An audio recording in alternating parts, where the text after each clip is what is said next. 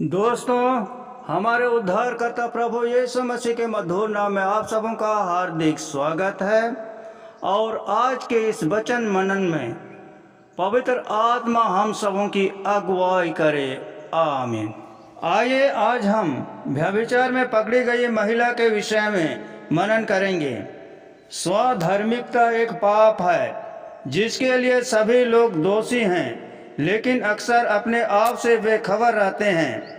अन्य महत्वपूर्ण पाठों के साथ व्यभिचार में पकड़ी गई महिला के साथ यीशु की मुलाकात हम सभी में इस फरीसी पखंडी प्रवृत्ति को उजागर करती है। यूहन्ना रचित सुसमाचार अध्याय 7 के 53 से अध्याय 8 के 11 में व्यभिचार में पकड़ी गई महिला की मार्मिक कहानी दर्ज है। यह उस समय की बात है जब यीशु जैतून पहाड़ पर रात को गया और रात भर प्रार्थना करता रहा, और वह सवेरे मंदिर में आया और वह लोगों को शिक्षा दे रहा था। तब कुछ फरीसी और शास्त्री एक महिला को जो व्यभिचार में पकड़ी गई थी यीशु के पास लाए, और उन्होंने यीशु से कहा कि यह स्त्री व्यभिचार करते पकड़ी गई है। मूसा ने व्यवस्था में ऐसे स्त्रियों को पत्थर मारने की आज्ञा दी है। अब आप क्या कहते हैं? शास्त्री और फरीसी यह बात यीशु की परीक्षा लेने के लिए कह रहे थे। शास्त्री और फरीसी यह बात यीशु की परीक्षा लेने के लिए कह रहे थे ताकि वे उस पर दोष लगा सके, क्योंकि यहूदी कानून में व्यभिचार के मामलों में पत्थर मारने का प्रावधान है, जैसा कि व्यवस्था विवरण 22:22 में मूसा ने ऐसे मामलों के लिए व्यवस्था दी कि यदि कोई पुरुष दूसरे पुरुष की ब्याही हुई स्त्री के साथ सोता हुआ पकड़ा जाए, तो जो पुरुष उस स्त्री के संग सोया हो वह और उस स्त्री दोनों मार डाले जाएं। इस प्रकार तो इस बुराई को इस्राएल से दूर करेगा। यहाँ हम देखते हैं कि यदि यीशु ने उस स्त्री को छोड़ देने की सिफारिश की तो उस पर मूसा के द्वारा दी गई व्यवस्था को तोड़ने का आरोप लगाया जा सकता था। दूसरी ओर यदि यीशु ने उसे पत्थर मारने की सिफारिश की तो वह रोमन कानून तोड़ रहा होगा, सरकार का क्रोध भड़का रहा होगा और यहूदी नेताओं को आरोप लगाने का अवसर दे रहा होगा। शास्त्रीय फरीसियों को सच्चे न्याय की कोई परवाह नहीं थी। इसका तथ्य इस बात से मिलता है कि वे केवल व्यभिचारी महिला को लेकर आए थे, जबकि मूसा की व्यवस्था के अनुसार वह पुरुष भी जो उस स्त्री के साथ व्यभिचार में सम्मिलित रहा समान न्याय का सामना करना होगा। लेकिन यह धर्मगुरु एक तरफा न्याय पर विचार कर रहे थे। उसके कानूनी जाल में फंसने के बजाय यीशु चुपचाप नीचे झुके और अपनी उंगली से जमीन पर कुछ लिखने लगे। फरीसी और शास्त्री तब तक यीशु से सवाल करते रहे जब तक कि वह सीधे होकर उनसे बातें नहीं की। तब यीशु सीधा होकर उनसे कहा कि तुम में से जो निष्पाप हो वह उस पर पहले पत्थर मारे। यीशु की प्रतिक्रिया ने महिला पर आरोप लगाने वालों के दिलों में बुरे इरादे को उजागर करते हुए रोमन और यहूदी कानूनों की रक्षा की। एक स्त्री व्यभिचार में पकड़ी गई है, उसे यीशु के पास लाया गया है। वहाँ एक जनसमूह इकट्ठा है, इसलिए फरीसी और शास्त्री यीशु को याद दिलाते हैं कि मूसा के कानून के अनुसार उसे क्या करना है। एक बार नहीं 2 बार यीशु नीचे झुककर लिखने लगता है, लेकिन वह क्या लिख रहा था वह एक रहस्य बनकर रह गया। कुछ लोगों का मानना है कि वह फरीसियों और शास्त्रियों के नाम और संभवतः उनके पाप लिख रहा होगा। यह सिद्धांत मुख्य रूप से यिर्मयाह 17:13 पर आधारित है, जो इस प्रकार है जो मुझसे दूर चले गए उनके नाम पृथ्वी पर लिखे जाएंगे, क्योंकि उन्होंने जीवन के जल के सोते को त्याग दिया है। यूहन्ना के पिछले अध्याय में यीशु ने स्वयं जीवित जल के रूप में बताया, तो शायद वह एक भविष्यवाणी पूरी कर रहा था। दूसरे पक्ष का यह मानना है कि वह प्रदर्शित करने के लिए था कि परमेश्वर ने अपनी उंगली से 10 आज्ञाएं बनाई और यीशु के पास 2 आज्ञाएं जारी करने का अधिकार था।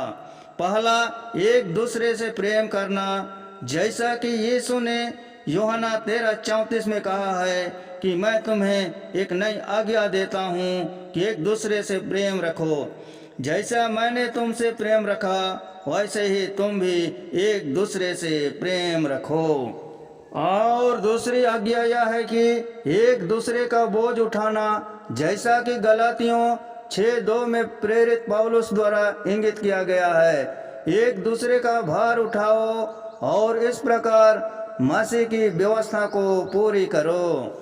हम निश्चित रूप से नहीं जानते कि यीशु क्या लिख रहे थे और न ही यह जानते हैं कि उनका संदेश किसने देखा। यह संभव है कि एक बार जब भीड़ तितर बितर हो गई और स्वयं उसे महिला से निपटने के लिए छोड़ दिया गया, तो उसने केवल एक और शब्द लिखा होगा, माफ कर दिया गया। यहाँ प्रश्न उठता है कि आखिर भीड़ में से एक एक करके छोटे से बड़े सभी क्यों चले गए? क्यों किसी ने उस स्त्री को पत्थर नहीं मारा? क्योंकि रोमी 3:10 में लिखा है कि कोई धर्मी नहीं, एक भी नहीं। रोमी 3:20 में लिखा है क्योंकि व्यवस्था के कामों से कोई प्राणी उसके सामने धर्मी नहीं ठहरेगा, इसलिए कि व्यवस्था के द्वारा पाप की पहचान होती है। यही कारण है कि किसी ने भी उस स्त्री को पत्थर मारने का दुस्साहस नहीं किया। उन फरीसियों के विपरीत, जिन्हें महिला के जीवन या कल्याण की कोई परवाह नहीं थी, यीशु को उसकी सबसे जरूरी जरूरतों की परवाह थी। उन्होंने महिला की निंदा नहीं की, बल्कि अनुग्रह, दया और क्षमा प्रदान की। तब यीशु ने स्त्री से पूछा, तुम पर दोष लगाने वाले कहाँ हैं? क्या उनमें से किसी ने तुम्हें दंड दिया? उसने कहा, हे प्रभु, किसी ने नहीं दिया। तब यीशु ने अनुग्रह और सच्चाई के शब्दों से उसे आश्वस्त किया और कहा, तब मैं भी तुझे दोषी नहीं ठहराऊंगा। अब जाओ और अपने पाप का जीवन छोड़ दो। उसके अपराध बोध और शर्मिंदगी को संबोधित करते हुए यीशु ने अब उसे एक नया जीवन प्रदान किया। क्षमा से जीवन में पवित्रता और नयापन आना चाहिए। शायद व्यभिचार में पकड़ी गई महिला की कहानी का सबसे उल्लेखनीय पहलू यह है कि यह यीशु मसीह के उद्धार में न्याय और दया के सामंजस्य को कितनी कुशलता से दर्शाती है। परमेश्वर पाप पर निर्णय सुनाता है, परंतु निंदा से बचने का एक मार्ग प्रदान करता है। रोमी 8:1 में कहता है, सो अब जो मसीह यीशु में है उन पर दंड की आज्ञा नहीं, क्योंकि वे शरीर के अनुसार नहीं वरन आत्मा के अनुसार चलते हैं। यीशु पाप को प्रोत्साहित नहीं करते, बल्कि वह पापी से प्रेम करते हैं। प्रभु इस दुनिया के आलोचकों को चुप कराते हैं और उन दिलों को चंगा करते हैं जो अपराध और शर्म के बोझ से दबे हुए हैं। परमेश्वर कभी भी पाप को लापरवाही से नहीं लेता है, बल्कि पापियों को अपने पुराने भ्रष्ट जीवन के तरीके से दूर जाने के लिए कहता है।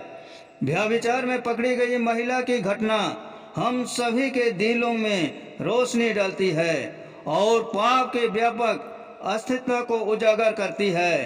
तब यीशु ने आरोप लगाने वालों को अपने जीवन के बारे में सोचने के लिए प्रेरित किया, तो उन सभी ने अपने पत्थर गिरा दिए और चले गए, यह जानते हुए कि वे सभी उसी सजा के हकदार हैं। यह प्रकरण हमारे लिए अनुसरण करने के लिए एक उत्कृष्ट उदाहरण प्रदान करता है। जब हम स्वयं को किसी और के पाप के प्रति आलोचनात्मक या स्वधार्मिकता के दृष्टिकोण से प्रतिक्रिया करते हुए पाते हैं, हमें यह स्मरण रखना चाहिए कि परमेश्वर ने हमें कितना क्षमा किया और हम में से किसी को भी पत्थर फेंकने का अधिकार नहीं है।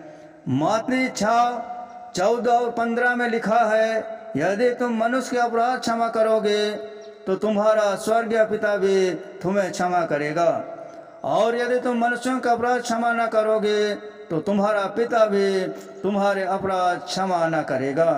मार्कुस 11:25 कहता है, और जब कभी तुम खड़े हुए प्रार्थना करते हो तो यदि तुम्हारे मन में किसी की ओर से कुछ विरोध हो तो क्षमा करो, इसलिए कि तुम्हारा स्वर्गीय पिता भी तुम्हारे अपराध क्षमा करे। लूका 6:37 में लिखा है, दोष मत लगाओ तो तुम पर भी दोष नहीं लगाया जाएगा, दोषी न ठहराओ तो तुम भी दोषी नहीं ठहराए जाओगे, क्षमा करो तो तुम्हारी भी क्षमा की जाएगी। ईश्वर संसार को अपने साथ मिलाना चाहता है और विश्वासियों को उस मेल मिलाप का सेवक बनने के लिए बुलाया गया है, जैसा कि 2 कुरिन्थियों 5:18 में लिखा है, और सब बातें परमेश्वर की ओर से है, जिसने मसीह के द्वारा अपने साथ मेल मिलाप कर लिया है और मेल मिलाप की सेवा हमें सौंप दी है। परमेश्वर ने उस दंड से बचाने के लिए अपने पुत्र को इस संसार में भेजा, ताकि उसके द्वारा हम पर दंड की आज्ञा ना हो, परंतु उसके द्वारा हम उद्धार पाएं। यूहन्ना 3:17 के अनुसार यह सच्चाई व्यभिचार में पकड़ी गई महिला के साथ यीशु की बातचीत में पूरी तरह से चित्रित है। हमारे उद्धारकर्ता प्रभु यीशु मसीह इन बातों पर हमें बहुत सा आशीष प्रदान करें। दोस्तों, आज का यह शुभ संदेश आप लोगों को कैसा लगा? अच्छा लगा तो इस वीडियो को अपने मित्रों को शेयर करें, लाइक करें और चैनल को सब्सक्राइब जरूर कर दें। धन्यवाद।